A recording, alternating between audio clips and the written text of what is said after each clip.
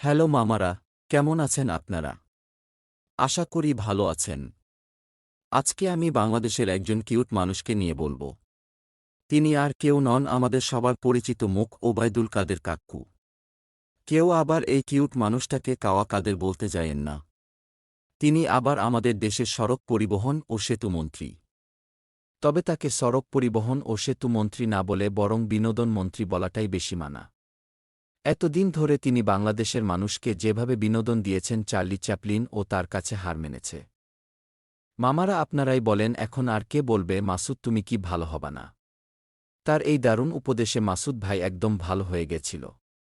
মাসুদ ভাই মনে মনে শপথ করেছিল যে এত ভালো মানুষের কাছ থেকে উপদেশ পেয়েছি, আর কোনো ধরনের খারাপ কাজে যাব না।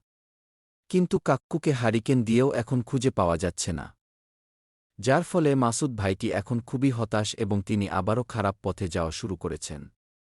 মামারা, আপনারা একবার চিন্তা করে দেখেছেন কাওয়া কাদের কাক্কু না থাকতে সমাজের উপর কী প্রভাব পড়বে? ২০ সালে যখন করোনার কারণে দেশের করুণ অবস্থা, তখন এই ওবায়দুল কাক্কু আমাদের সাহস জুগিয়েছেন। তিনি আমাদের জানিয়েছেন যে আমরা করুণার চেয়ে শক্তিশালী। তার এই একটা কথা বাংলাদেশের সকল মানুষকে করুণার বিরুদ্ধে লড়াই করার জন্য শক্তি ও সাহস জুগিয়েছে। মামারা, একটিবার চিন্তা করে দেখছেন কাদের কাক্কু চলে যাওয়াতে ভবিষ্যতে যদি করুণার মতো কোনো পরিস্থিতি সামনে আসে, কাক্কুকে ছাড়া আমরা কিভাবে লড়াই করব? এখন কাক্কু না থাকাতে এই অনুপ্রেরণামূলক কথাগুলো আমরা কার কাছ থেকে শুনব? তবে মামারা যাই বলেন না কেন, কাক্কু কিন্তু নিজের একার কথা কখনো ভাবেননি। সব সময় তিনি সবার কথা চিন্তা করেছেন। যাই করেছেন সবাইকে নিয়েই করেছেন। যখন তিনি কোনো মঞ্চে উঠে বক্তৃতা দেন, সবাইকে নিয়েই মঞ্চে উঠেন। তাতে যদি মঞ্চ ভেঙে পড়ে যান তাতেও কোনো সমস্যা নাই। সবাইকে নিয়েই তিনি পড়তে চান।